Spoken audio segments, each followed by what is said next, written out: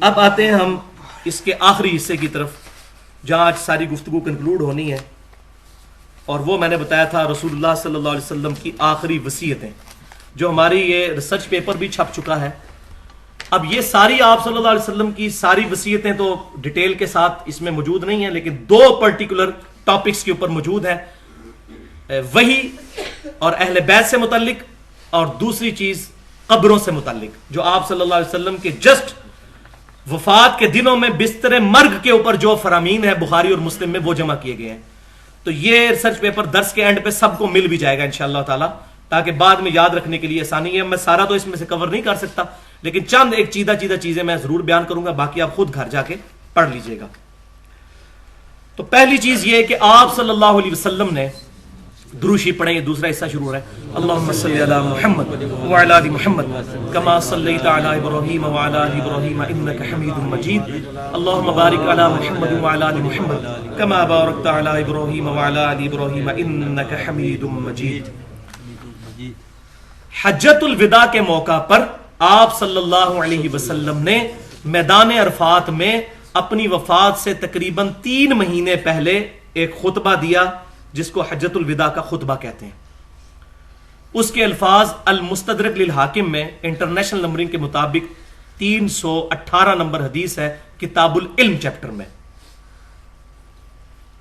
میں اپنے بعد تم میں 2 چیزیں ایسی چھوڑ کر جا رہا ہوں جن کو اگر مضبوطی سے پکڑ لو گے تو کبھی گمراہ نہیں ہوگے، ایک اللہ کی کتاب اور دوسرے اس کے رسول صلی اللہ علیہ وسلم کی سنت، اور سنت وہ جو صحیح احادیث سے ڈرائیوڈ ہوگی۔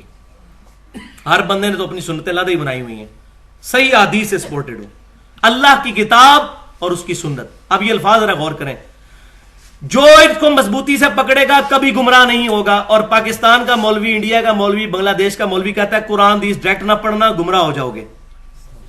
یہ سنتے ہیں، ہم بچپن سے سنتے آئے ہیں، اور نبی صلی اللہ علیہ وسلم فرما رہے ہیں جو ان 2 چیزوں کو پکڑے گا کبھی گمراہ نہیں ہوگا۔ اب آپ دیکھ لیں کس کی بات ماننی ہے، لیکن شیطان نہیں ماننے دے گا، یہ قسمت والوں کو بات سمجھ آتی ہے۔ تو اس پہ میں ایک جملہ بولتا ہوں کہ آپ صلی اللہ علیہ وسلم نے اپنے بعد اپنی امت کو کسی شخصیت کے حوالے نہیں کیا، اللہ کی وحی کے حوالے کیا۔ کیوں؟ شخصیت کا سٹیٹس بالآخر وہی ہو جاتا ہے جو پروفٹ کا ہے۔ اس نے بھی دنیا سے جانا تھا، ہمارے نبی صلی اللہ علیہ وسلم دنیا سے چلے گئے، اللہ کی جنتوں میں برزگی حیات کے ساتھ زندہ ہے، تمام صحابہ زندہ ہیں، اس زندگی کے ساتھ نہیں، آخرت کی زندگی کے ساتھ زندہ ہے۔ اگر نبی صلی اللہ علیہ وسلم فرماتے یہ ابو بکر کو چھوڑ کے جا رہا ہوں، تو 2 سال کے بعد سیدنا ابو بکر بھی فوت ہو گئے، 13 سال کے بعد سیدنا عمر بھی شہید ہو گئے، 25 سال کے بعد سیدنا عثمان بھی شہید ہو گئے، 30 سال کے بعد سیدنا علی بھی شہید، خلافت راشدہ ختم، اور آخری صحابی ابو طفیل عامر بن واثلہ رضی اللہ تعالیٰ عنہ المتوفا 110 ہجری، آپ صلی اللہ علیہ وسلم کی وفات کے 100 سال کے بعد وہ بھی فوت ہو گئے۔ آج آخری صحابی کو بھی فوت ہوئے 1323 سال گزر چکے ہیں، لیکن یہ کتاب و سنت قیامت تک کے لیے باقی ہے، کیونکہ اللہ تعالیٰ نے کسی بھی مولوی کی تعلیمات کو محفوظ رکھنے کی گارنٹی نہیں دی، کتاب و سنت کی دی ہے۔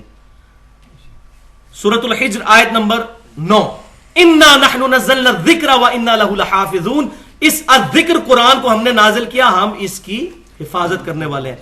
قرآن کی حفاظت میں ہی سنت کی حفاظت بھی ہے۔ کیوں؟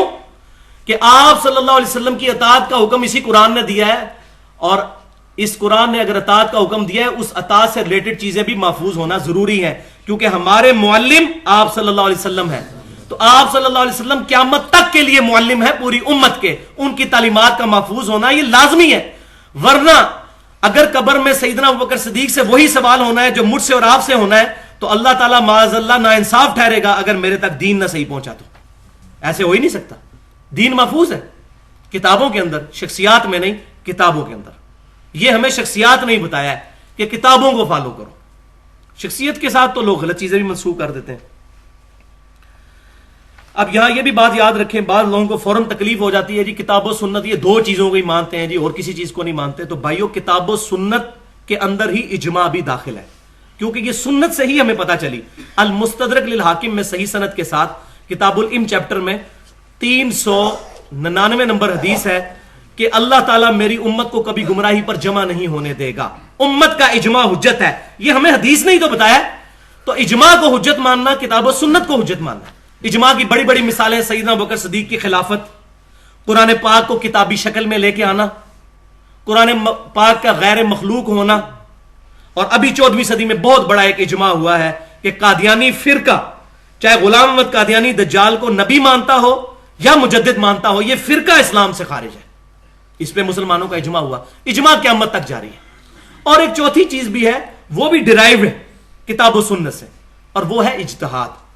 وہ المصنف ابن ابی شیبہ میں سیدنا عمر رضی اللہ تعالیٰ عنہ کا قول صحیح سند کے ساتھ ہے، 22,990 نمبر، کتاب البیوع چیپٹر کے اندر، کہ جب بھی کوئی مسئلہ ہو پہلے کتاب اللہ میں دیکھو، کتاب اللہ میں نہ پاؤ تو سنت میں دیکھو، سنت میں نہ پاؤ تو پھر امت کے اجماع میں دیکھو، اجماع میں نہ پاؤ تو پھر اجتہاد کر لو.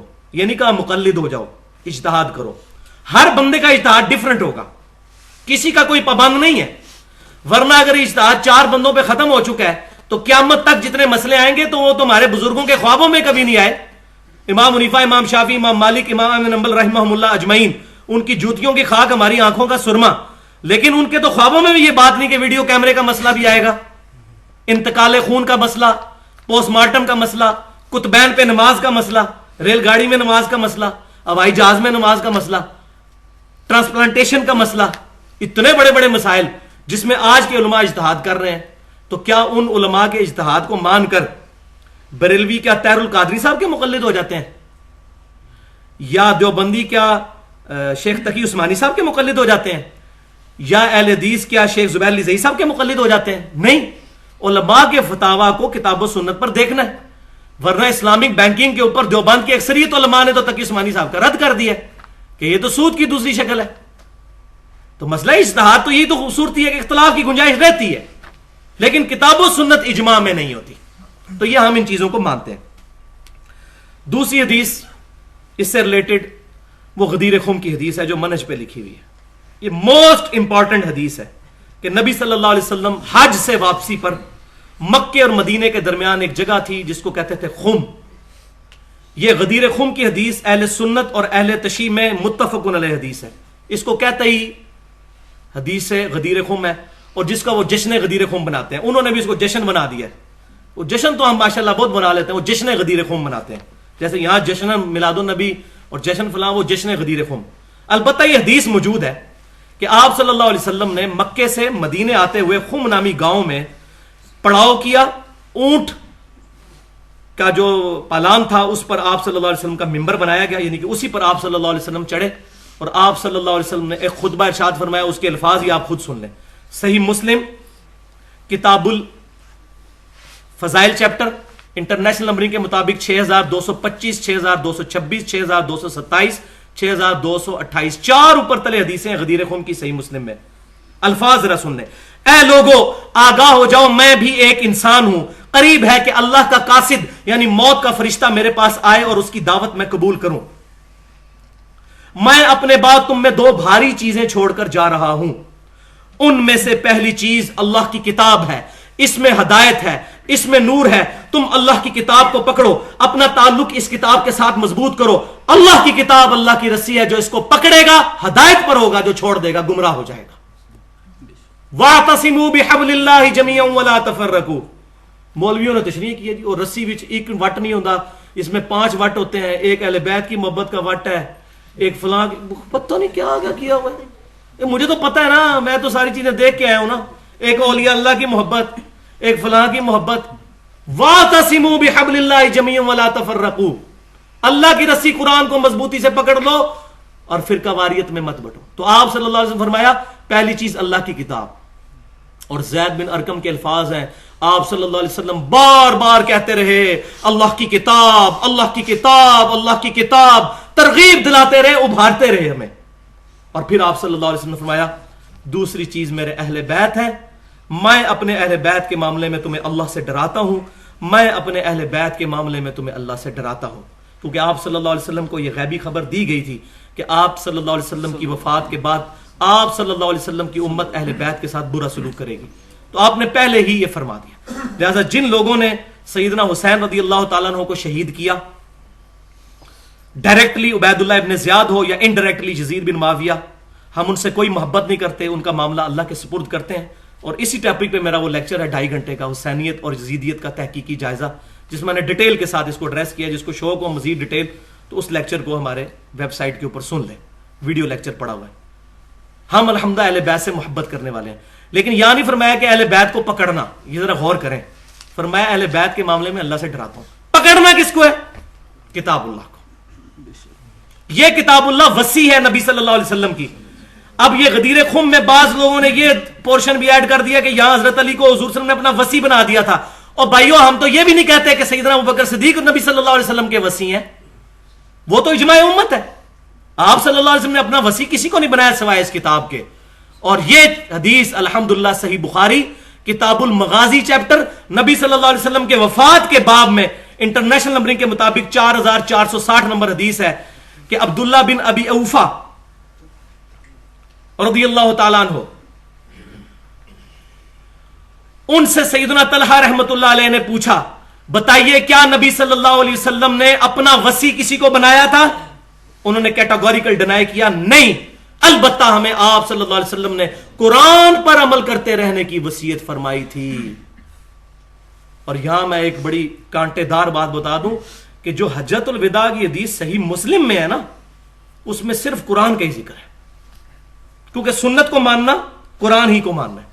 صحیح مسلم میں کتاب الحج چیپٹر میں جو امام باقر رحمت اللہ علیہ نے سیدنا جابر بن عبداللہ رضی اللہ تعالیٰ عنہ سے حدیث سنی ہے، بڑی لمبی حدیث، اس میں انٹرنیشنل نمبرنگ کے مطابق وہ حدیث نمبر ہے 2950. اس میں نبی صلی اللہ علیہ وسلم نے جو حجۃ الوداع کے خطبے میں کنکلوڈ کی ہے نا گفتگو، تو اس میں آپ صلی اللہ علیہ وسلم کے الفاظ ہیں کہ میں اپنے بعد تم میں وہ چیز چھوڑے جا رہا ہوں جس کو اگر تم نے مضبوطی سے پکڑ لیا تم کبھی گمراہ نہیں ہوگے، اور وہ اللہ کی کتاب ہے. اور پھر آپ صلی اللہ علیہ وسلم نے فرمایا جب قیامت والے دن اللہ تم سے میرے بارے میں پوچھے گا تم کیا کہو گے؟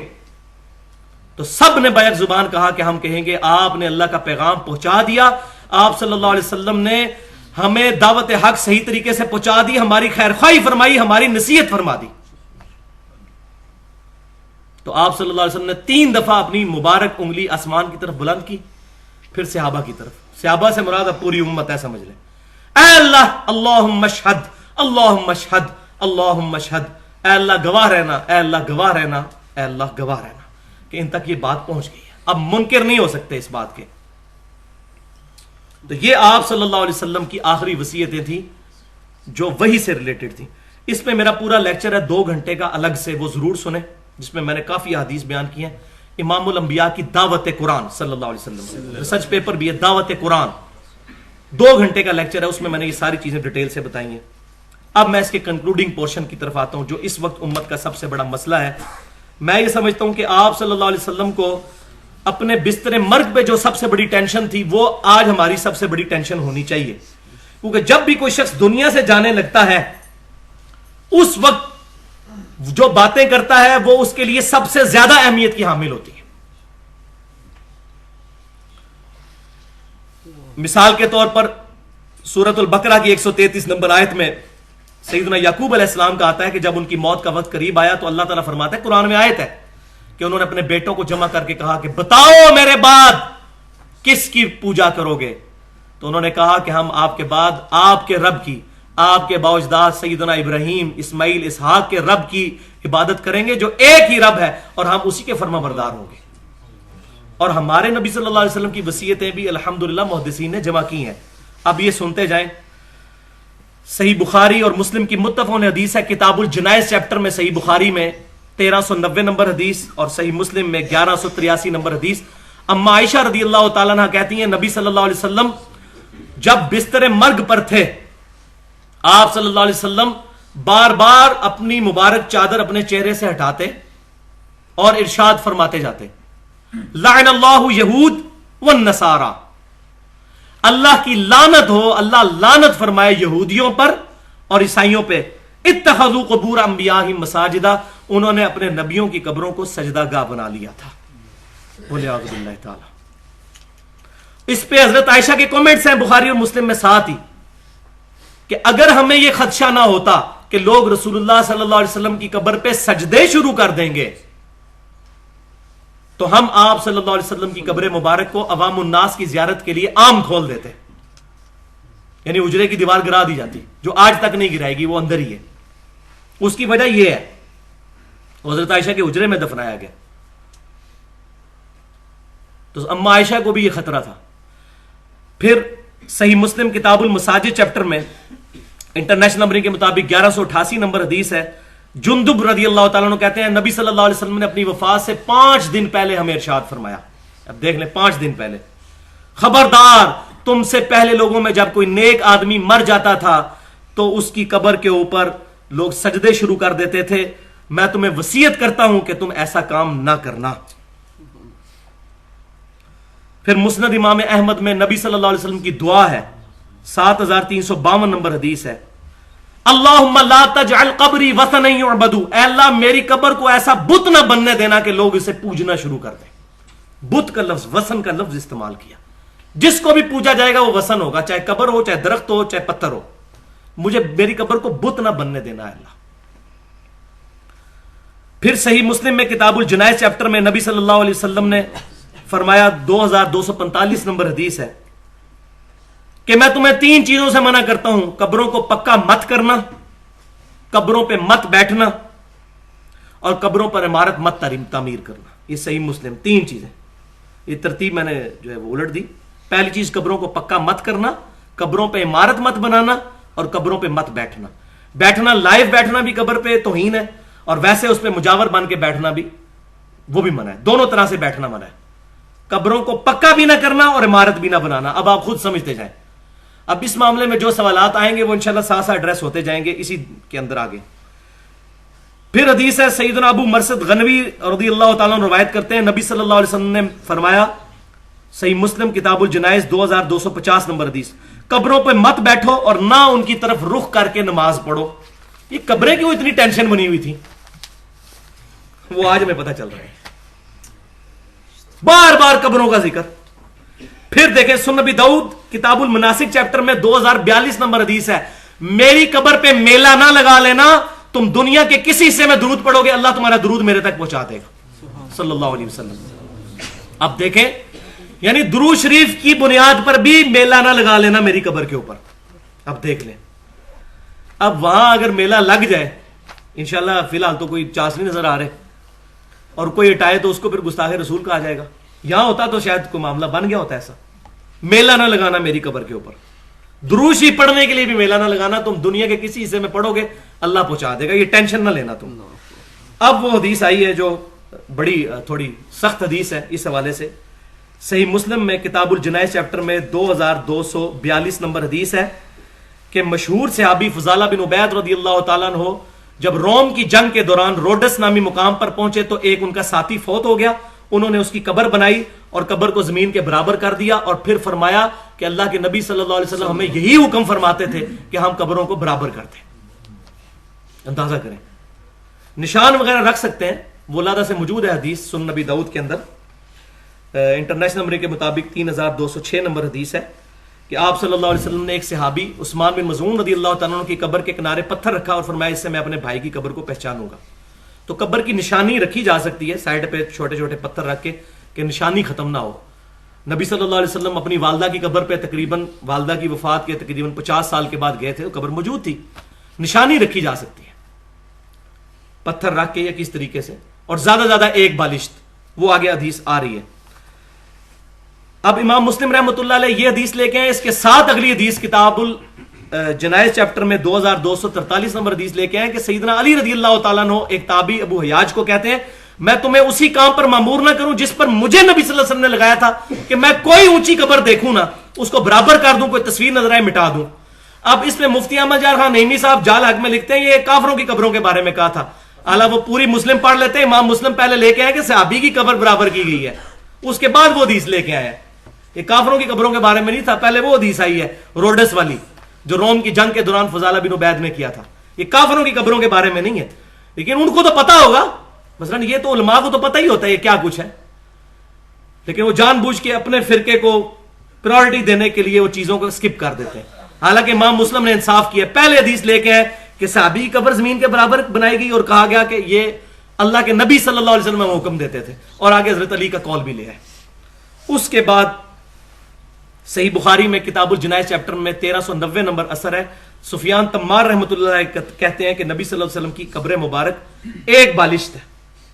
تو اس حدیث سے یہ پتا چلا کہ یہ دونوں آپشن درست ہیں، یا تو ایک بالشت قبر ہو، ایک بالشت تقریباً 9 انچ 10 انچ تک، اور یا زمین کے برابر ہو، ان دونوں میں سے کوئی بھی آپشن اڈاپٹ کیا جا سکتا ہے۔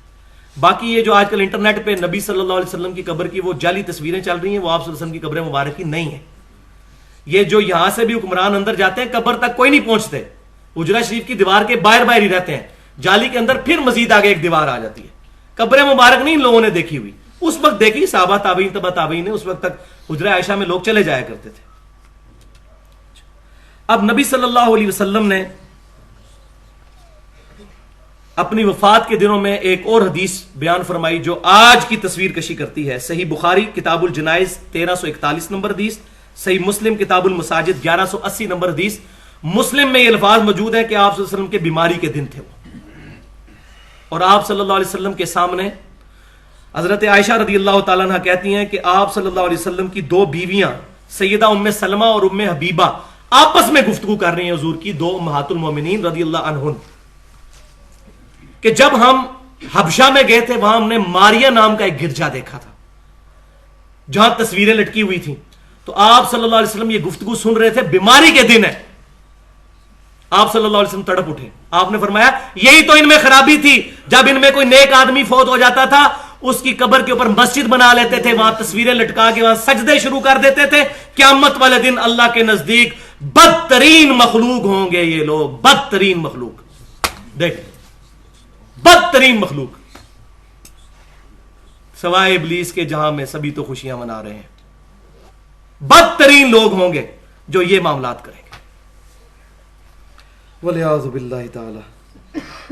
اور آپ صلی اللہ علیہ وسلم نے پہلے ہی پیشن گوئی فرمائی، صحیح بخاری کتاب الاعتصام بالکتاب والسنہ چیپٹر 7320 نمبر حدیث، صحیح مسلم کتاب العلم چیپٹر 6781 نمبر حدیث۔ آپ صلی اللہ علیہ وسلم نے فرمایا کہ اے میرے امتیو، تم بھی اگلے لوگوں کے پیچھے چل پڑو گے قدم بقدم، بالشت بر بالشت، حتیٰ کہ اگلے لوگوں میں سے کوئی شخص گوہ کے سوراخ میں داخل ہوا، تمہارے اندر بھی ایسے لوگ موجود ہوں گے جو یہ کام کریں گے۔ صحابہ کرام علیہم رضوان نے پوچھا یا رسول اللہ صلی اللہ علیہ وسلم، یہ اگلے لوگوں سے مراد کیا یہودی اور عیسائی ہیں؟ تو آپ صلی اللہ علیہ وسلم نے فرمایا کہ اگر یہود و نصارہ مراد نہیں تو پھر کون سے لوگ مراد ہیں؟ تو یہ کہتے ہیں یہ آیتیں کافروں کے بارے میں، یہودیوں کے بارے میں، تو حضور صلی اللہ علیہ وسلم نے ایک جملے میں فرما دیا کہ جو خرابیاں ان میں پیدا ہوئی ہیں وہی تم میں ہوں گی، لہذا جو جو خرابیاں ان کو کنڈیم کیا جا رہا ہے تمہیں بھی کیا جائے گا۔ تو پاکستان میں ایک بہت بڑے عالم ہیں، توحید کانفرنس کرواتے ہیں، وہ ڈاکٹر آصف اشرف جلالی صاحب، تو ان کا میں نے مضمون پڑھا، انہوں نے اس حدیث کا جواب دیا ہے۔ اب علم کے ساتھ جب خیانت ہوگی تو ہم پریکٹیکلی بتائیں گے کہ جو نبی صلی اللہ علیہ وسلم کی احادیث کا مذاق اڑا رہا ہے اس کا تو ہم راستہ روکیں گے۔ تو ان کا پورا مضمون میں نے پڑھا، انہوں نے کہا جی کہ یہ جو حدیث ہے نا کہ تم بھی یہود و نصارہ کے طریقے پہ، اس سے مراد ہے فیشن کرو گے یہود و نصارہ والے۔ تو ہم کہتے ہیں بھائیو، کسی حدیث والے سے حدیث پڑھی ہوتی نا تو تمہیں پتا ہوتا کہ یہ حدیث کا شان ارشاد کیا ہے، یہ کس موقع پر آپ صلی اللہ علیہ وسلم نے الفاظ ارشاد فرمائے تھے، وہ ہے ہی پرٹیکولر شرک کے بارے میں، اور وہ ہے جامعہ ترمذی میں انٹرنیشنل نمبرنگ کے مطابق 2180 نمبر حدیث ہے، کتاب الفتن چیپٹر میں، فتنوں والے چیپٹر میں، کہ نبی صلی اللہ علیہ وسلم غزوہ حنین کے لیے جا رہے تھے، کچھ صحابہ کرام علیہم رضوان نے اللہ کے نبی صلی اللہ علیہ وسلم سے عرض کی، وہاں ایک درخت آیا جس کا نام تھا ذات انوات، وہاں مشرکین جنگ میں فتح کے لیے تبرکن اپنا اسلحہ لٹکا کے ایسے ٹچ کر کے پھر آگے جاتے تھے تبرک حاصل کرنے کے لیے، جیسے یہاں بھی کئی لوگ ہیں کام نے فلاں مزار پہ جائیں پھر آگے ہم نوکری کے انٹرویو کے لیے، تو یہ ایک مشرکین اس وقت کرتے تھے۔ صحابہ کرام علیہم رضوان نے کہا ہے اللہ کے رسول صلی اللہ علیہ وسلم آپ بھی ہمارے لیے کوئی درخت مقرر فرما دیں۔ کس نے کہا؟ صحابہ نے۔ بیسک ہیومن انسٹنکٹ جو ہے نا وہ چینج ہوتے بڑا دیر لگتی ہے، اور اللہ کے نبی صلی اللہ علیہ وسلم اس وقت جلال میں فرمایا سبحان اللہ، اس کا مطلب پتہ ہے آپ کو؟ اللہ پاک ہے شرک سے، اما یشرکون، یہ بریکٹ میں ہے، سبحان اللہ، یہ کیا کہہ دیا تم نے؟ اور تم نے تو آج وہی بات کر دی جو موسیٰ علیہ السلام کے ماننے والوں نے کہی تھی۔ پھر آپ صلی اللہ علیہ وسلم نے سورۃ الاعراف کی 138 نمبر آیت پڑھی کہ جب یہودی گزر رہے تھے موسیٰ علیہ السلام کے صحابہ، انہوں نے دیکھا کچھ لوگ بتوں پر اعتکاف کیے ہوئے بیٹھے ہیں تو انہوں نے کہا اے اللہ کے نبی ہمارے لیے بھی کوئی بت بنا دیجئے کہ ہم اس پر اعتکاف کر لیں. موسیٰ علیہ السلام پھر جب کوہ طور پر گئے پیچھے سے انہوں نے بچڑے کو خدا بنا لیا اور نبی صلی اللہ علیہ وسلم نے صحابہ کو کہا تم نے موسیٰ علیہ السلام کے ماننے والوں کام کیا آج. حالانکہ کیا کچھ نہیں انہوں نے بھی. یہ آپ صلی اللہ علیہ وسلم کی ذرا احتیاط دیکھیں. ادھر کہہ رہے ہیں شرک ہی ختم ہو چکا ہوا ہے, جو مرضی کرو جتنا مرضی کرو, تھوک دے صاحب نہ کرو, ختم ہو گیا ہے. اس کا میں نے جواب دے دیا الحمدللہ, پوری ریکارڈنگ ہے ہمارے. میں آپ کو اب ضمناً بتا دوں جو ویب سائٹ ہے www.ahlsunnatpak.com, اس پہ ہے اختلافی موضوعات کے مسائل 25 ریکارڈ ہو کے اللہ سے اپلوڈ ہوئے ہیں تقریباً پونے گھنٹے کے. ہر آج کل کا مسئلہ, حاضر و ناظر, علم غیب, حیات النبی صلی اللہ علیہ وسلم, سارے مسئلے, ان میں یہ بھی کیا شرک ختم ہو چکا ہے, اس میں نے پھر سارے دلائل کا جواب دیا. تو آپ دیکھیں آپ صلی اللہ علیہ وسلم نے اس موقع پر جب صحابہ نے یہ کہا نا تو آپ صلی اللہ علیہ وسلم فرمایا آج تو تم نے وہی بات کر دی. پھر آپ نے فرمایا یہ جو بخاری مسلم میں ہے, تم بھی اگلے لوگوں کے پیچھے چل پڑو گے قدم بقدم, بالشت بر بالشت. ان میں سے اگر کوئی شخص گو کے سوراخ میں داخل ہوا تو تم بھی وہی کام کرو گے. اب بات کلیئر ہوگی, اس سے مراد فیشن نہیں ہے. تو ان ڈاکٹر صاحب کو بتائیں کہ بھائی آپ ڈاکٹر صاحب ہمارے لیے بہت احترام والے ہیں, لیکن خدا کے لیے آپ ساری احادیث ساروں کی اوپینین سنیں. اگر ایک قادیانی پوری زندگی صرف قادیانی علماء سے مسئلے پوچھے گا تو ختم نبوت اس کو نہیں سمجھ آئے گی. ایک اہل حدیث صرف اہل حدیث کے پاس جائے گا, اس کو باقی مکتبہ فکر کی بات نہیں سمجھ آئے گی. اسی طریقے سے بریلوی اور دیوبندی شیعہ اپنے اپنے علماء سے ہی پوچھیں گے, دوسرے کی بات ہی نہیں سنیں گے, بات سمجھ نہیں آئے گی. یہی کام تو ہم بھی کرتے رہے بچپن سے. ہمیں تو بڑا زوم تھا, ہمارے سے تو بڑا کوئی محب رسول ہی نہیں ہے صلی اللہ علیہ وسلم. اور جب پتا چلا کہ ہم سے بڑا گستاخ ہی کوئی نہیں ہے, ہم نے کس چیز کو دین کا نام رکھ لیا ہوا ہے.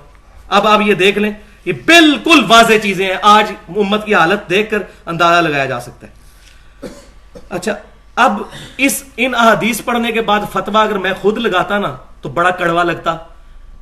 ٹھیک ہے, اب ڈاکٹر آصف اشرف جلالی صاحب محترم جو ہے, انہوں نے جہاں سے پی ایچ ڈی کی ہے نا, اس مکتبے میں جو استاد رہے ہیں جن کو احمد بریلوی صاحب بھی بہت بڑا بزرگ مانتے تھے, میں ان کے الفاظ پڑھ کے سناتا ہوں جن کو پاکستان میں بریلوی, دیوبندی, اہل حدیث تینوں عزت کی نگاہ سے دیکھتے ہیں. اور وہ ہیں سید محمود احمد آلوسی بغدادی, المتوفى 1270 ہجری, آج سے تقریباً 200 سال پہلے. علامہ آلوسی مشہور ہے, ان کی تفسیر روح المعانی مشہور ہے. دیوبند بریلوی تو بہت زیادہ پریزنٹ کرتے ہیں. اہل حدیث کو بھی جب کوئی مسئلہ ہوتا ہے تو اپنے مطلب کا کوئی چیز نکالنی ہوتی ہے, دیوبندیوں بریلویوں کو سمجھانے کے لیے تو وہاں سے نکال لیتے ہیں. جس طرح میں یہاں سے ایک چیز نکال لوں جو ساروں کی سمجھ میں آ جائے گی انشاءاللہ. یہ بغداد یونیورسٹی میں رہے ہیں, یہ پرانے بزرگ ہیں, آج سے 150-200 سال پہلے. وہ کیا کہتے ہیں, تفسیر آلوسی میں, تفسیر روح المعانی میں 238 نمبر پیج پہ 15 نمبر جلد کے اندر, جو مکتبہ امدادیہ ملتان سے شائع ہوئی ہے, دیوبند نے کی ہے ترجمے کے ساتھ, وہ کیا کہتے ہیں, اس بات پر امت کا اجماع ہے کہ سب سے بڑا حرام اور شرک کے اسباب کی چیزوں میں سے مزاروں کے پاس نماز پڑھنا اور ان پر مسجدیں یا عمارتیں بنانا ہے. یہ میرا فتویٰ نہیں, میرے ساتھ نہیں کسی نے لڑنا, یہ بزرگ ہیں. ایسی تمام چیزوں کو اور قبروں پر بنائے گئے گنبدوں کو گرانا واجب ہے, کیونکہ یہ مسجد درار سے بھی زیادہ خطرناک ہیں. جو سورہ توبہ میں ہے نا, منافقین نے ایک مسجد بنائی تھی تو اللہ تعالیٰ نے فرمایا نبی صلی اللہ علیہ وسلم اس مسجد میں کبھی کھڑے بھی نہیں ہونا. آپ صلی اللہ علیہ وسلم نے اس مسجد کو آگ لگا دی تھی. اور علامہ آلوسی کہہ رہے ہیں یہ مزاروں پہ بنے ہوئے گنبد یہ اس مسجد درار سے بھی بڑا فتنہ ہے. اور ہے واقعی, ادھر تو پتہ چل گیا منافقین ہے, یہاں تو محبت کے نام پہ کسی کو وہم بھی نہیں ہونا, اس لیے بڑا فتنہ ہے. توبہ توبہ, الفاظ دیکھیں, اس سے بھی زیادہ نقصان دہ ہیں. اور آگے وجہ یہ نہیں بتائی کہ مجھے کوئی پرسنل ناپسند ہے, کہتے ہیں اس لیے کہ اس کی بنیاد رسول اللہ صلی اللہ علیہ وسلم کی مخالفت پہ رکھی گئی ہے. وہ صحیح مسلم کی حدیث, قبروں کو پکا مت کرنا, ان پہ عمارتیں مت بنانا. اچھا, یہاں بھی میں بتاؤں کیا ہوتا ہے. میرے استاد غلام رسول سعیدی صاحب جن کی شرح صحیح مسلم سے میں نے بہت کچھ سیکھا ہے, مفتی منیب الرحمان صاحب کے مدرسے میں شیخ الحدیث ہیں اور بریلوی مکتب فکر میں اس وقت top of the list personality ہیں. ان کو میں نے فون کیا آج سے 2 سال پہلے, تو میں نے کہا جی آپ نے مسلم کی پوری شرح لکھی ہے تو صحیح مسلم میں یہ حدیث بھی آتی ہے قبروں پہ عمارتیں مت بناؤ, تو آپ کا کیا خیال ہے اس کے بارے میں. تو وہ کہنے لگے کہ اس سے مراد یہ گنبد نہیں ہے. تو میں نے کہا جی گنبد کیوں نہیں ہے. وہ کہتے ہیں وہ قبروں کے اوپر تو نہیں ہوتے, وہ سائڈوں سے دیواریں کھڑی کر کے اوپر آتا ہے. لیکن for the sake of argument agree. تو میں نے کہا اچھا آپ پھر یہ کہنا چاہ رہے ہیں کہ قبر بنی ہوئی ہو, اسی قبر کے اوپر ایسے عمارت کھڑی کر کے قبر اونچی کر دی. کہتے ہیں ہاں یہ منع ہے, قبر پر عمارت. اس میں فوق کے الفاظ نہیں, الا کے ہیں. وہ ٹیکنیکلی ٹھیک بات کر رہے ہیں, عربی میں اس کے لیے فوق ہوتا ہے, الا ہوتا ہے پر. ٹھیک ہے, اپان اور اون اس کا فرق. تو میں نے کہا آپ یہی کہنا چاہ رہے ہیں نا کہ قبر کے اوپر عمارت نہیں آنی چاہیے. کہتے ہیں ہاں بالکل یہی ہے.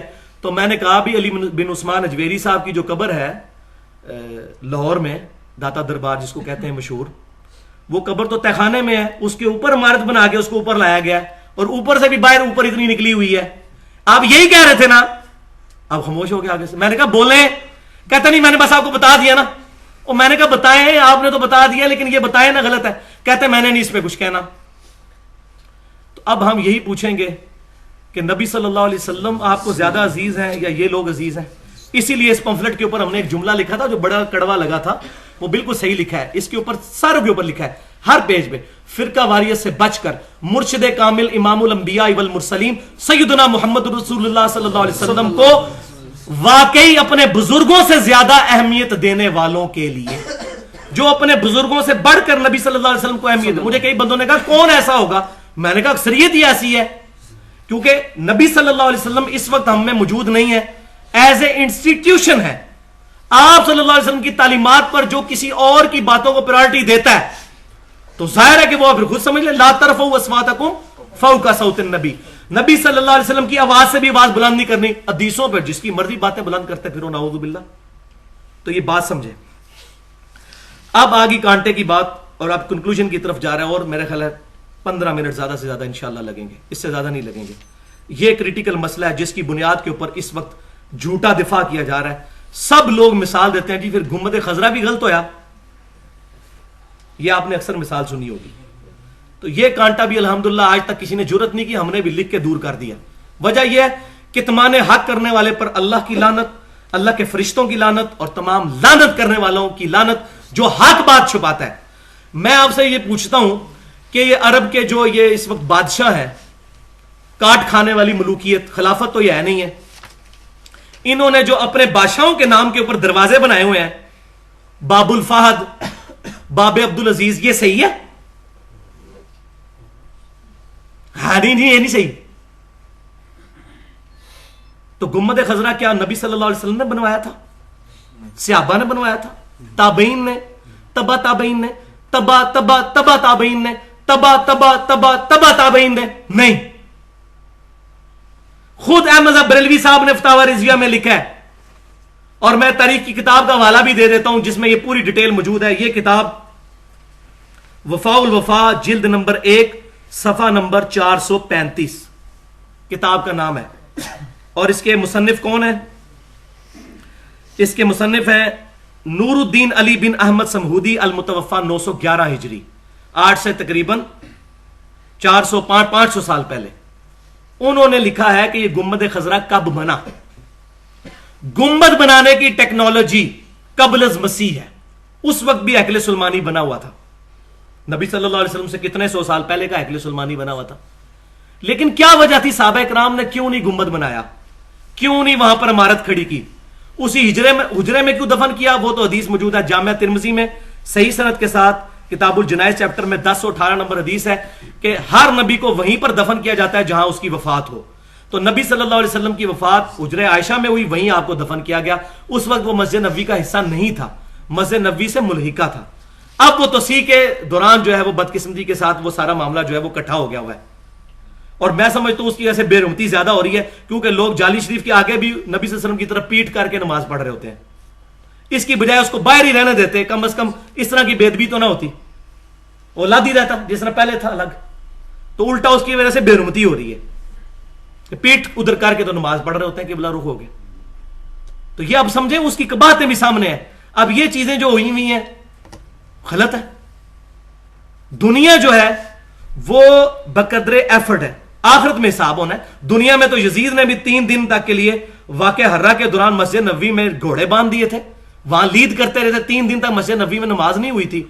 تو اب یہ کہیں گے اللہ کی مرضی سے ہوا ہے. اللہ کی اجازت سے ہوا ہے, مرضی سے نہیں ہوا. اس کا فرق سمجھیں. اجازت یہ ہے کہ آپ آرام کھائیں, آپ کے پیٹ میں درد نہیں ہوگا. اللہ نے اجازت دی ہوئی ہے پیٹ کو کہ آرام پہنچنے سے درد نہیں کرنا, لیکن آخرت میں فرمایا جو یتیموں کا مال کھاتے ہیں دوزخ کی آگ بھر رہے ہیں. دنیا میں وہ آگ نہیں ہے, دنیا میں یہ مورل لا ایکٹیو نہیں ہے, آخرت میں ہو جائے گا. اجازت ہے, مرضی نہیں ہے. نماز نہ پڑھے اجازت ہے آپ کو, لیکن اللہ کی مرضی اس میں نہیں ہے. اجازت کا لفظ اس لیے بولا جا رہا ہے کہ ایک نماز چھوڑ دیں, لتر پڑے ہمیں, دوسری دفعہ مسجد میں پہنچے ہوئے ہوں, لیکن دنیا میں یہ لاز ایکٹیو نہیں ہے. لہذا جو کچھ ادھر ہو رہا ہے دنیا میں, مسجد نبوی میں جو کچھ ہوا یا اس طریقے سے چلتا جا رہا ہے, اللہ کی اجازت ہے, مرضی نہیں ہے اس میں. اس کا فرق آپ سمجھیں. تو اب یہ گنبد کی ٹیکنالوجی قبل از مسیح ہونے کے باوجود صحابہ کرام نے یہ معاملہ نہیں کیا. تو اب یہ علامہ سمودی لکھتے ہیں الوفاء الوفا میں کہ 678 ہجری میں, کب 678 ہجری, 11 ہجری میں آپ صلی اللہ علیہ وسلم کی وفات ہوئی ہے. 650 سال کے بعد ایک بادشاہ تھا مصر کا, منصور بن قلاوون صالحی. یہ بادشاہ اسی سال تخت پہ بیٹھا تھا. تو جس طرح یہاں بھی ہوتا ہے کوئی بندہ وزیر اعلیٰ بنتا ہے تو جا کے دربار پہ چادر چڑھا دیتا ہے, یہ اسی سال تخت پہ بیٹھا تھا. اس نے لکڑی کا ایک گنبد بنا کے نبی صلی اللہ علیہ وسلم کی وفات کے 650 سال کے بعد جا کے حجرے شریف کی مبارک چھت کے اوپر رکھ دیا. لیکن کیا علماء نے اس وقت ایکسپٹ کیا؟ نہیں. آگے وہ لکھتے ہیں اس نے کمال احمد برہان کے مشورے سے لکڑی کا گنبد بنوا کر حجرہ عائشہ رضی اللہ تعالیٰ عنہ کی چھت مبارک پر لگا دیا اور اس کا نام قبہ رزاق پڑ گیا.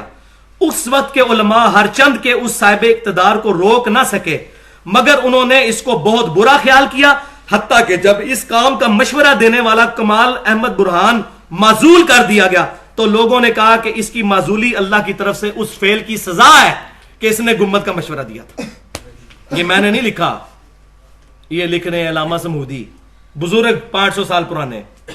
تو بزرگوں کے ماننے والے بزرگوں کی بھی مانے نا, ہمارے لیے تو وہ حدیث ہی کافی صحیح مسلم کی. تو یہ معاملہ ہوا. اب میں یہ آپ کو بتاؤں کہ اس کو بنیاد بنا کر اس طرح کے معاملات کرنا, تو اس کی حقیقت خود بخود سامنے کھل جاتی ہے. نبی صلی اللہ علیہ وسلم کی ایک حدیث میں پڑھوں گا اپنا غصہ نکالنے کے لیے صرف. صحیح بخاری کتاب الفضائل انٹرنیشنل نمبرنگ کے مطابق 1867 نمبر, صحیح مسلم کتاب الحج 3324 نمبر حدیث. سیدنا علی کہتے ہیں نبی صلی اللہ علیہ وسلم نے فرمایا مدینہ حرم ہے, جس نے مدینے میں بدعت کو جاری کیا اس پہ اللہ کی لعنت, اللہ کے فرشتوں کی لعنت اور تمام لعنت کرنے والوں کی لعنت جس نے مدینے میں بدعت کو جاری کیا.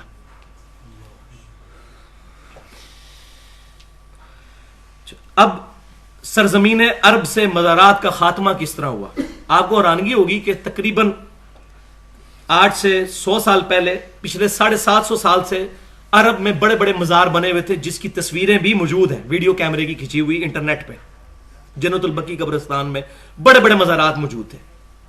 جو مزارات 1925 کے اندر جب عرب میں ریولوشن آئی تو اس وقت جب حکمران آئے تو علماء عرب نے ان کو مشورہ دیا کہ ان مزارات کو گرایا جائے. قبریں موجود ہیں, قبروں کے نشانات موجود ہیں, سب کچھ ہے, لیکن اوپر سے مزار انہوں نے گرائے اس صحیح مسلم کی حدیث کی بنیاد کے اوپر. اچھا, یہاں مزار گرائے اور دوسری طرف خانہ کعبہ شریف میں 4 مسلے تھے پچھلے 500-600 سال سے. انفی, شافی, مالکی, حنبلی لادہ نمازیں پڑھتے تھے. اس کی تصویریں بھی ویڈیو کیمرے میں بھی موجود ہیں. یہ مسجد نبوی کی تعمیر کے دوران جو ویڈیو بنی ہوئی ہے بن لادن کمپنی والی, اس میں گنبد خضرا کی تاریخ بھی بتائی ہے. اور خانہ کعبہ شریف والی جو ویڈیو ہے اس کے اندر انہوں نے وہ 4 مسلے بھی دکھائے ہوئے ہیں. 1955 تک موجود تھے, بعد میں توڑے گئے ہیں. اٹھا اسی وقت لیے گئے تھے لیکن اس کی عمارتیں بعد میں توڑی گئی ہیں. 4 مسلے, ہر نمازیں لادہ پڑھتے تھے. پھر کہتے ہیں چاروں ہی حق پہ, چاروں حق پہ تو ایک دوسرے کے پیچھے کیوں نہیں نماز پڑھتے؟ صحابہ کرام تو ایک دوسرے کے پیچھے نمازیں پڑھتے تھے علیہم رضوان. تو یہ بھی چاروں کا خاتمہ کر کے انہوں نے مقام ابراہیم پہ امام کعبہ کو کھڑا کیا. تو یہ مزارات وہاں سے ختم ہوئے. باقی یہ میرا اپنا ذاتی اجتہاد ہے, اس کے ساتھ کوئی اختلاف بھی کر سکتا ہے, کہ صحیح مسلم کتاب الایمان چیپٹر میں 373 نمبر حدیث ہے کہ قرب قیامت میں دین مدینے میں اس طرح لوٹ آئے گا, 2 مسجدوں کی طرف, مکے اور مدینے کی طرف, دونوں کا نام لیا, جس طرح سانپ اپنے بل میں واپس آ جاتا ہے. 8 سے 100 سال پہلے کو سوچ بھی نہیں سکتا تھا کہ 700-800 سال سے جو گمراہی پھیلی ہوئی ہے ختم کس طرح ہوگی. لیکن ایسے معاملات بنے, وہ جنگ عظیمیں, جو پہلی جنگ عظیم میں ترکی کو شکست ہوئی اور معاملات کرتے کرتے وہ جس طریقے سے بھی ہوا, چاہے وہ عرب ریولوشن تھی یا سلفی تحریک کی کامیابی تھی, کچھ بھی تھا, لیکن الٹیمیٹلی اس کا رزلٹ ایک پازیٹو سامنے آیا کہ انہوں نے مزارات ختم کیے. اب تھرڈ لاسٹ ٹاپک ہے قبرستان جانے کا حکم اور مقصد کیا ہے. اگر ہم یہ دیکھیں قبروں پہ اتنی حدیثیں ہیں تو قبرستان جانے پر بھی پابندی ہونی چاہیے تھی. قبرستان جانے پر حکم کیوں ہے؟ اس کی وجہ یہ ہے کہ نبی صلی اللہ علیہ وسلم نے فرمایا، صحیح مسلم کتاب الجنائز چیپٹر میں 2259 نمبر حدیث ہے کہ میں تمہیں قبروں پر جانے سے منع کیا کرتا تھا. پہلے منع کیا کرتا تھا، کیوں؟ اس لیے کہ قوم نئی نئی بت پرستی سے پھری تھی. اب میں تمہیں حکم دیتا ہوں کہ قبروں پہ جایا کرو تاکہ آخرت کی یاد آئے. اس کے لیے قبرستان جانا ہے، لازمی جانا ہے. اور یہاں میں ایک مسئلہ بھی بتا دوں، کسی کے ذہن میں یہ سوال پیدا ہوگا کہ جی مزارات توڑ دیے تھے تو گنبد خضرا کیوں نہیں اتار لیا گیا؟ اس پہ بھی لوگوں نے بڑی سٹوریاں بنائی ہوئی ہیں. جی گنبد بھی اتارنے لگے تھے، ایک سانپ آ گیا بہت بڑا، یہ جال آ کے مقدمے میں لکھا ہوا ہے، اس سانپ نے نہیں روکنے دیا. تو بات یہ، آپ تو کہتے ہیں غوث زمین و اسمان چلا رہا ہے، غوثوں کے غوث تو وہاں دفن ہے. حضرت حسن کی قبر، سیدہ فاطمہ، سیدنا حسن، سیدنا امام باقر، امام جعفر، یہ ساری قبریں کٹھی ہیں. اس کے اوپر اتنا بڑا مزار تھا جس کی شکل یہ باولک ملتانی والے مزار سے ملتی ہے. وہ اتنے غوث کٹھے دفن تھے، اس وقت تو سانپ کوئی نہیں ظاہر ہوا. شیخ عبد القادر جیلانی رحمۃ اللہ علیہ تھے، ایک نگاہ مار کے شہر ساڑ دیں سن. ان کے جو غوثوں کے غوث ہیں ان کا مزار ہی اتار لیا گیا. وہ جی ایک سانپ ظاہر ہوا، گنبد خضرا نہیں اتارنے، یہ وجہ نہیں تھی بھائیو. گنبد خضرا کو اتارنے کی مین وجہ نہ اتارنے کی یہ تھی کہ علماء عرب نے یہ کہا کہ گنبد خضرا جن لوگوں نے چڑھایا انہوں نے تو وبال اپنے سر لیا. مسئلہ یہ ہے کہ اب اس کو اتارنے میں تردد ہے، ٹھوکا ٹھاکی ہوگی وہاں پر. نبی صلی اللہ علیہ وسلم کے حضور اپنی آوازیں بلند نہیں کرنی. آج بھی جالی شریف کے اوپر یہ آیت لکھی ہوئی ہے، ان الذین یغضون اصواتهم عند رسول اللہ، بے شک وہ لوگ جو اپنی آوازیں رسول اللہ صلی اللہ علیہ وسلم کے حضور پست رکھتے ہیں، اللہ نے ان کے دلوں کو تقوی کے لیے چن لیا ہے. ٹھیک ہے، تو نبی صلی اللہ علیہ وسلم کہ وہاں پر مزار شریف سے اس لیے گنبد نہیں اتارا گیا. اگر اتار لیتے نیچے چھت تو موجود ہے، یہ نہیں ہے کہ اوپر سے وہ ننگا ہو جانا ہے، وہ حجرہ عائشہ کی چھت تو موجود ہے. اور دوسرا فتنے کے ڈر سے بھی، اور یہ نبی صلی اللہ علیہ وسلم کی سنت ہے. صحیح بخاری کتاب الحج چیپٹر میں 1584 نمبر حدیث ہے، اور صحیح مسلم کتاب الحج چیپٹر میں 3249 نمبر حدیث ہے. حضرت عائشہ رضی اللہ تعالیٰ عنہ کہتی ہیں کہ مجھے اللہ کے نبی صلی اللہ علیہ وسلم اکثر کہا کرتے تھے، اے عائشہ تیری قوم اگر نئی نئی نہ پھری ہوتی جاہلیت سے تو میں خانہ کعبہ کو توڑ کے حتیم کو کعبے کے اندر داخل کر دیتا، جن بنیادوں پر ابراہیم علیہ السلام نے خانہ کعبے کو تعمیر کیا تھا. لیکن مجھے خطرہ ہے کہ نئے نئے جاہلیت سے پھرے ہیں، ایسا نہ ہو کہ اس کو نیگیٹیولی لے لیں. وہ آج تک حتیم باہر ہی ہے. تو آپ صلی اللہ علیہ وسلم نے بھی فتنے کے ڈر سے ایسی ایکٹیویٹی نہیں کی. لہذا اس حدیث کے تحت علماء عرب کا یہ جو اجتہاد ہے انہوں نے اس حدیث کے تحت کیا. باقی اس کے ساتھ کسی کو اختلاف بھی ہو سکتا ہے، مجھے اختلاف ہے، میرے خیال میں ایسا نہیں کرنا چاہیے تھا ان کو، کیونکہ اس کی مثال دے کر لوگ پوری دنیا میں مزار بنا رہے ہیں بلکہ اس کو کاپی کر رہے ہیں. لیکن چونکہ مسئلہ اجتہادی ہے، ان کی نیت پہ بھی شک نہیں ہے، ان کے سامنے یہ معاملہ ہے، اجتہاد کی یہ خوبصورتی ہے. تو قبرستان جانے کا مقصد آخرت کی یاد، اور قبرستان جانے کی دعا کیا ہے؟ صحیح مسلم میں کتاب الجنائز چیپٹر میں 2257 نمبر حدیث ہے. نبی صلی اللہ علیہ وسلم نے قبرستان کی دعا تعلیم فرمائی، السلام علیکم اہل الدیار من المؤمنین والمسلمین وَإِنَّا إِن شَاءَ اللَّهُ بِكُمْ لَلَاحِقُونَ نَسْأَلُ اللَّهَ لَنَا وَلَكُمُ الْعَافِيَةَ. اس کا ترجمہ بھی سن لیں، سلامتی ہو مومنین اور مسلمین گھر والوں تم پر، بے شک اللہ نے چاہا تو ہم بھی مر کر تمہارے پاس لوٹ کر آنے والے ہیں، ہم اپنے لیے اور تمہارے لیے اللہ کے حضور عافیت کا سوال کرتے ہیں. تو قبرستان جانا چاہیے، نبی صلی اللہ علیہ وسلم اکثر جایا کرتے تھے اور ان کے لیے دعا بھی فرمایا کرتے تھے. اب ایک کریٹیکل مسئلہ اس کانٹیکسٹ میں وہ یہ ہے کہ جامعہ ترمذی میں ایک حدیث ہے انٹرنیشنل نمبرنگ کے مطابق 1056 نمبر کتاب الجنائز چیپٹر میں کہ نبی صلی اللہ علیہ وسلم نے ان عورتوں پر لعنت فرمائی ہے جو کثرت کے ساتھ قبرستان جاتی ہیں. تو یہ بات بھی سمجھ لیں، اس حدیث پر امام ترمذی نے بحث بھی کی ہے. حدیث تو بالکل صحیح ہے اس کے مفہوم کے اوپر، کہ یہ ممانعت اس وقت تھی. دو موقف ہیں، ایک تو یہ کہ ممانعت اس وقت تھی جب تک سب کے لیے ممانعت تھی، جیسے آپ صلی اللہ علیہ وسلم فرمایا تمہیں میں قبروں پہ جانے سے روکتا تھا. اب اجازت میں عورتوں کو بھی عام اجازت ہو گئی. دوسرے لوگ کہتے ہیں کہ اس سے مراد وہ لوگ ہیں، وہ عورتیں ہیں جو کثرت کے ساتھ جاتی ہیں، کیونکہ یہاں الفاظ استعمال ہوئے زوار، زیارہ کا لفظ استعمال نہیں ہوا. زیارت القبور اور چیز ہے اور زوار القبور اور چیز ہے. کثرت کے ساتھ قبرستان جانے والیاں، ان پر لعنت ہے. کبھی کبھار اگر کوئی قبرستان چلا جائے تو یہ ثابت ہے، جائز ہے، صحیح مسلم میں حدیث ہے. اما عائشہ رضی اللہ تعالیٰ عنہ پوچھتی ہیں، کتاب الجنائز چیپٹر 2256 نمبر حدیث صحیح مسلم کی، اے اللہ کے نبی صلی اللہ علیہ وسلم، بڑی لمبی حدیث ہے جس کے اینڈ پہ یہ ہے کہ میں اب جنت البقیع میں جب وہ پہنچی نبی صلی اللہ علیہ وسلم کو تلاش کرتے کرتے، تو نبی صلی اللہ علیہ وسلم سے انہوں نے عرض کیا کہ اللہ کے رسول صلی اللہ علیہ وسلم میں اب ادھر قبرستان میں کیا پڑھوں؟ تو انہوں نے پھر کہا کہ یہ دعا پڑھو جو میں نے ابھی دعا آپ کو سنائی. آپ نے یہ نہیں فرمایا کہ تیرا آنا یہاں حرام ہے. تو یہ واضح ثبوت صحیح مسلم کی حدیث کہ عورتیں بھی قبرستان جا سکتی ہیں، لیکن کبھی کبھار، اکثر نہیں. یہاں تو معاملہ الٹ ہوتا ہے، مرد کبھی کبھار جاتے ہیں، عورتیں اکثر ہی پہنچی ہوتی ہیں. لیکن یہ بھی معاملہ ہے قبرستان کا. مزاروں پہ جانا مردوں کے لیے بھی حرام ہے، عورتوں کے لیے بھی حرام ہے. یہ ہے گوڑا فتوا. مزار پہ جانا حرام ہے. یہ بحث بعد میں ہوگی کہ ہم جو ہے وہ اسلامی فلمیں دیکھتے ہیں، غیر اسلامی نہیں دیکھتے. مسئلہ ہے کہ سینما بنانا ہی غلط ہے، سینما جانا تو بعد کی بات ہوگی نا. سینما خود ہی غلط ہے. اور یہ فتوا ایک صحابی کا میں آپ سنانے لگا ہوں آپ کو، کسی وہابی کا نہیں ہے، صحابی کا فتوا ہے. نبی صلی اللہ علیہ وسلم کی ایک حدیث ہے جو بخاری اور مسلم میں موجود ہے، کتاب الصلاۃ فی المکہ والمدینہ چیپٹر 1199 نمبر، اور صحیح مسلم کتاب الحج 3384 نمبر حدیث. آپ صلی اللہ علیہ وسلم نے فرمایا 3 مسجدوں کے علاوہ رخت سفر نہ باندھو ایکسٹرا آرڈنری ثواب کی نیت سے. یہ نہیں ہے کہ سفر ہی نہیں کر سکتے، ایکسٹرا آرڈنری ثواب کی نیت سے. ویسے تو سفر جتنے مرضی کوئی کرے کہ یہ پرٹیکولر میں فلاں جگہ پڑھوں گا تو زیادہ ثواب ہوگا، اس نیت کے ساتھ 3 مسجدوں کے علاوہ سفر نہ کرو. بیت اللہ شریف، مسجد نبوی اور بیت المقدس مسجد اقصی، اس کے علاوہ نہ سفر کرو. اب یہاں یہ بھی بات یاد رکھیں، یہ ایسا نہیں ہے کہ روزہ رسول پہ نہیں جا سکتا کوئی.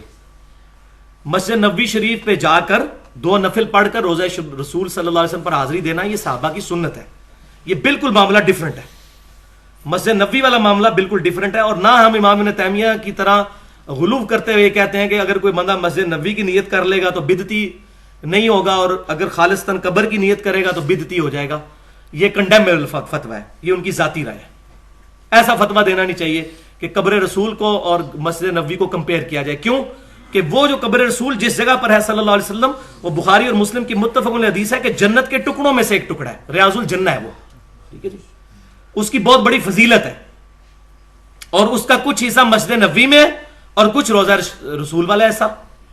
تو وہ مسجد نبوی کا بھی حصہ موجود علیحدہ سے، اگر وہ پارٹیشن نہ ہوئی ہو تب بھی مسجد نبوی میں بھی ریاض الجنہ کا حصہ موجود ہے، جہاں وہ وائٹ کلر کا قالین انہوں نے الگ سے ڈالا ہوا ہے. تو آپ صلی اللہ علیہ وسلم نے ریاض الجنہ کی فضیلت بیان فرمائی.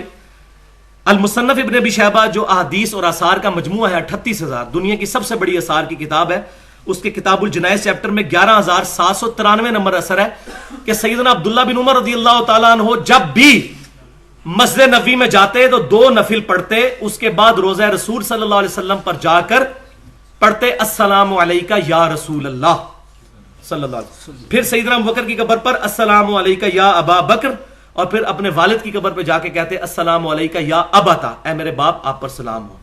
تو قبر رسول پر جا کر یہ پڑھنا بالکل صحابہ کرام کی سنت ہے. یہاں سے پڑھنا ثابت کوئی نہیں سوائے نماز میں السلام علیکہ ایھا النبی، اور وہ بخاری مسلم کے الفاظ ہیں، جب السلام علیکہ ایھا النبی پڑھو گے اللہ تمہارا سلام پہنچا دے گا. ادھر سے بھی حاضر و ناظر کوئی نہیں ثابت ہوتا، وہ حدیث پوری پڑھتے کو نہیں. میں نے حاضر و ناظر والا مسئلہ بھی علیحدہ سے ریکارڈ کروایا ہوا ہے. اب میں جو کہہ رہا تھا مزارات پہ جانے کی ممانعت ہے، تو سنن نسائی میں انٹرنیشنل نمبرنگ کے مطابق کتاب الجمعہ چیپٹر میں 1431 نمبر حدیث ہے کہ سیدنا ابو بصرہ غفاری رضی اللہ تعالیٰ عنہ کی ملاقات ہوئی حضرت ابو ہریرہ رضی اللہ تعالیٰ عنہ سے. یہ بڑی زبردست حدیث ہے، یہ سننی ہے.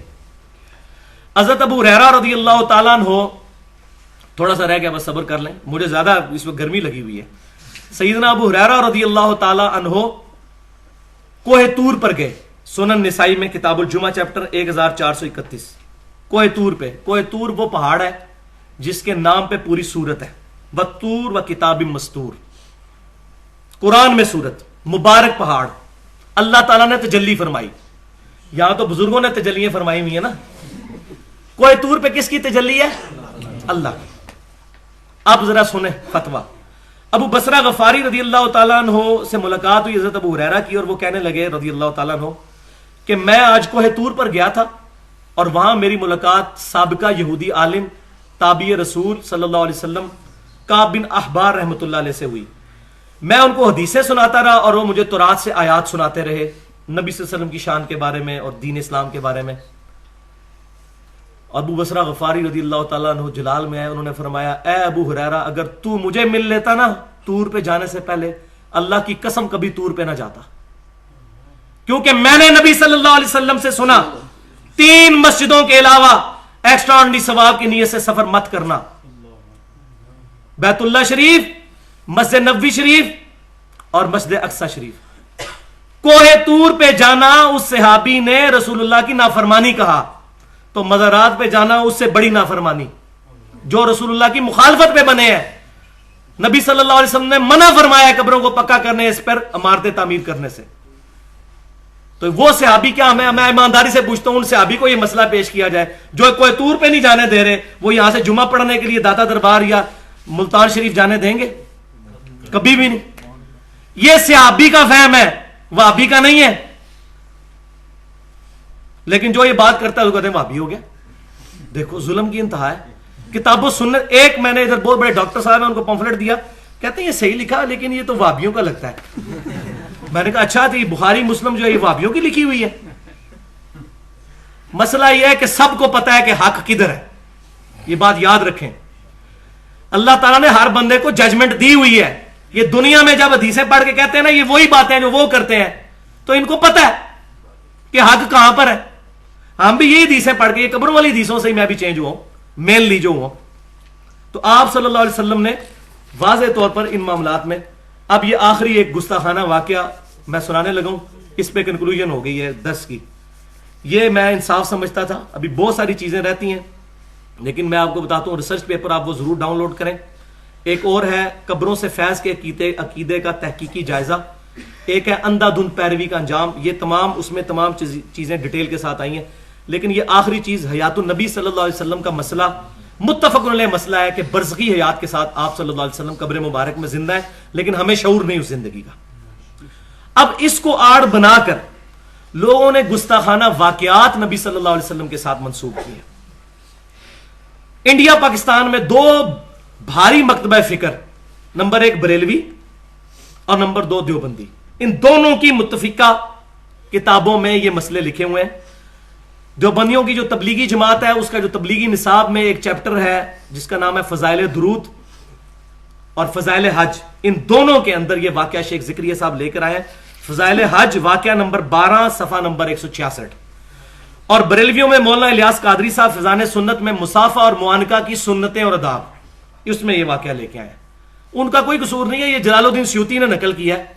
पीछे बुजुर्ग नकल कर गए हैं, ये अगले वाले बेचारे उन बुजुर्गों को बचा बचा के अपना मामला खराब कर रहे हैं। वो कहते हैं शेख अहमद रफाई साहब 555 हिजरी में नबी सल्लल्लाहु अलैहि वसल्लम की वफात के 550 साल के बाद कब्र रसूल पर हाजिर हुए। उन्होंने कहा, या रसूलुल्लाह सल्लल्लाहु अलैहि वसल्लम, जब तक मैं मिस्र में था मेरी रूह आस्ताने मुबारक पे आती थी, अब मैं जिस्म के साथ आया हूं, अपना हाथ मुबारक बाहर निकालिए, मैं आपके हाथ को बोसा देना चाहता हूं। अब मुझे बताएं वलियाज़ु बिल्लाहि ताला कि ये अगर हर हाजी यही डिमांड वहां शुरू कर दे, क्या किसी सहाबी ने डिमांड की है? किसी सहाबी ने? तो वो कहते हैं 90,000 लोगों की मौजूदगी में नबी सल्लल्लाहु अलैहि वसल्लम ने अपना मुबारक हाथ निकाला कब्र मुबारक से बाहर, उन्होंने उसको बोसा दिया, और इन 90,000 लोगों में शेख अब्दुल कादिर जिलानी रहमतुल्लाह अलैह का नाम भी जिक्र किया जाता है ताकि बरेलवी बेचारे सहम जाए। ये मैं कह रहा हूं ब्रैकेट में, कोई यार शेख अब्दुल कादिर जिलानी ने भी देखा है। और भाई किधर देखा उन्होंने? कोई वीडियो बनी हुई है, फौरन बुजुर्ग का नाम लगा दिया ताकि बंदा, भाई मेरे झूठ के पांव नहीं होते।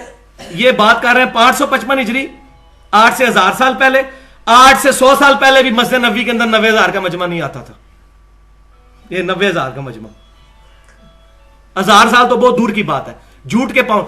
और दूसरी जो लॉजिकल बात यह है, सईदा फातिमा रज़ियल्लाहु ताला अन्हा को नबी सल्लल्लाहु अलैहि वसल्लम की वफात के बाद किसी ने हंसते हुए नहीं देखा। उन्होंने तो कभी कभी मुबारक पे जाके इल्तिजा नहीं की कि या रसूलुल्लाह सल्लल्लाहु अलैहि वसल्लम हाथ मुबारक बाहर निकालिए।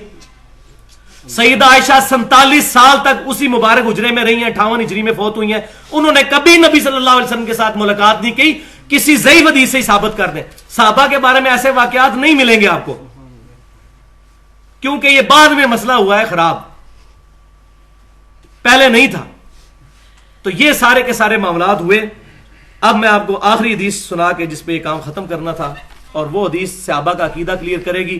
کتاب الاستسقاء چیپٹر انٹرنیشنل نمبرنگ کے مطابق 1010 نمبر حدیث صحیح بخاری میں، حضرت عمر فاروق رضی اللہ تعالیٰ عنہ کے زمانے میں جب قحط پڑ جاتا تو سیدنا عمر فاروق رضی اللہ تعالیٰ عنہ نبی صلی اللہ علیہ وسلم کے چچا عباس بن عبد المطلب کو لاتے اور کہتے اے اللہ، جب تک تیرے رسول صلی اللہ علیہ وسلم ہم میں موجود تھے ہم ان کو بلایا کرتے تھے وسیلے کے طور پر، وہ دعا کرتے تھے، ان کی دعا کی برکت سے بارش نازل ہو جاتی تھی. اب ہم تیرے نبی صلی اللہ علیہ وسلم کے چچا کو لائے ہیں اور وہ چچا دعا کرتے تو بارش ہو جاتی.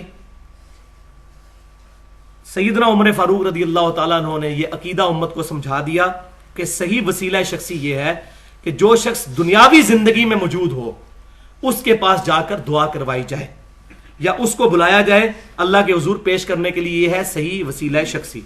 ورنہ سیدنا عمر رضی اللہ تعالیٰ عنہ نبی صلی اللہ علیہ وسلم کی قبر مبارک پہ بھی جا سکتے تھے، جس طرح وہ بعض غلط واقعات مشہور کیے ہوئے ضعیف روایتیں. آپ صلی اللہ علیہ وسلم فرمایا علیکم بسنتی و سنت الخلفاء الراشدین المہدیین. سیدنا عمر نہیں گئے بلکہ الٹا. اور مزے کی بات جو میں نے پوائنٹ آؤٹ کی ہے اس میں الحمدللہ، اور بڑے علماء نے اس کو پسند کیا ہے، کہ بخاری اور مسلم کی متفق علیہ حدیث ہے کہ نبی صلی اللہ علیہ وسلم کی مبارک انگلیوں سے جو پانی کے چشمے جاری ہوئے تھے نا، اس میں ایک حدیث میں حضرت عمر بھی ہیں جنہوں نے کہا یا رسول اللہ صلی اللہ علیہ وسلم یہ پانی کا پیالہ ہے، آپ اپنی مبارک انگلیاں اس میں رکھیں نا، پانی کے چشمے جاری ہوں. تو آپ صلی اللہ علیہ وسلم نے اس مبارک پانی میں انگلیاں رکھی، اپنی انگلیاں مبارک، اور پانی کے چشمے جاری ہوئے. ہزاروں صحابہ نے پانی استعمال کیا. یہ معجزہ. اب حضرت عمر تک تو یہ بات بھی تھی کہ آپ صلی اللہ علیہ وسلم کی مبارک انگلیوں سے پاؤں پانی کے چشمے جاری ہوتے ہیں. شیخ زکریہ صاحب اور الیاس قادری صاحب جو واقعہ لکھ رہے ہیں، حضرت عمر کو چاہیے تھا قبر رسول پہ جا کے کہتے یا رسول اللہ صلی اللہ علیہ وسلم آپ تو برزخی یاد کے ساتھ زندہ ہیں. بالکل ہے الحمدللہ، لیکن اس زندگی کو انہوں نے یہ زندگی نہیں شمار کیا. تو آپ قبر مبارک سے ہاتھ نکالیے، میں پانی کا پیالہ لے کے آیا ہوں، اس میں رکھ دیجئے تاکہ امت سیراب ہو جائے. ان کو پتا تھا کہ اب ہمارے پروفٹ کے ساتھ ہماری ڈائریکٹ کمیونیکیشن نہیں ہو سکتی، اب وہ اللہ پہنچائے گا. اسی لیے درود شریف بھی یہاں سے شروع ہوتا ہے اللہم صلی علی محمد. تو یہ بات سمجھیں. تو یہ گستاخی کے فتوے، بدعت کے فتووں سے اللہ تعالیٰ ہمیں بچنے کی توفیق عطا فرمائے. جو میں نے آج حق بات کہی اللہ تعالیٰ ہمارے دلوں میں راسخ فرمائے. جو غلط بات میرے منہ سے نکل گئی اللہ تعالیٰ ہمارے دلوں سے محو کر دے. اور وہ دعا پڑھ لیتے ہیں جو محفل کے کفارے کی دعا ہے. سبحانک اللہم و بحمدک اشہد ان لا الہ الا انت استغفرک و اتوب الیک وما علینا الا البلاغ المبین.